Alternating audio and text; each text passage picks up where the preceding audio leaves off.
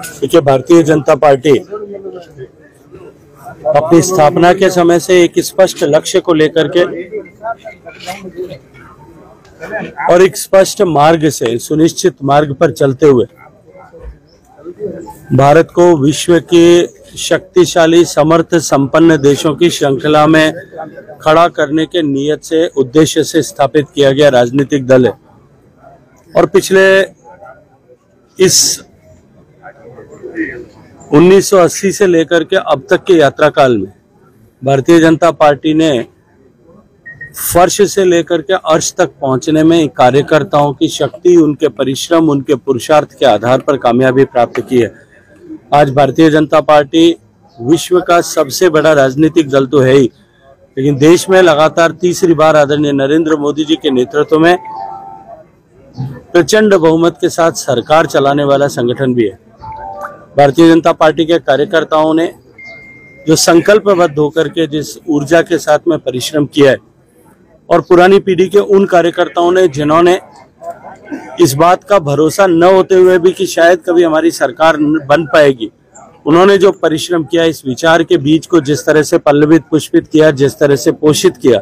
आज भारतीय जनता पार्टी उसके कारण से इस मुकाम पर पहुंची है। मैं उन सब ऐसे वरिष्ठ कार्यकर्ता जिन्होंने भारतीय जनता पार्टी और जनसंघ के काम के दौरान प्रारंभ के काल में जिन लोगों ने परिश्रम किया, पुरुषार्थ किया, उन सब को श्रद्धा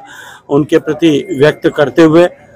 हम भारतीय जनता पार्टी के कार्यकर्ताओं के लिए अब ये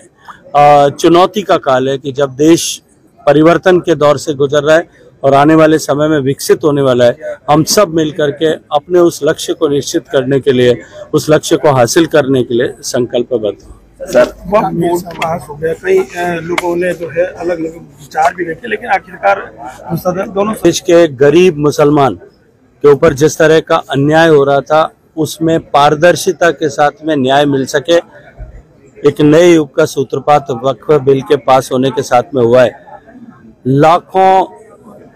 एकड़ जमीन वक्फ संपत्ति के रूप में घोषित कर चुनिंदा लोगों के द्वारा उसे उपयोग किया जा रहा था या उसके माध्यम से भ्रष्टाचार किया जा रहा था। गरीब मुसलमान के हित में दान की गई जमीन के जो है से मिलने वाले डिविडेंड से जहां गरीब मुसलमान के जीवन में परिवर्तन आ सकता था, उनका जो शोषण हुआ है, उनके खिलाफ जो है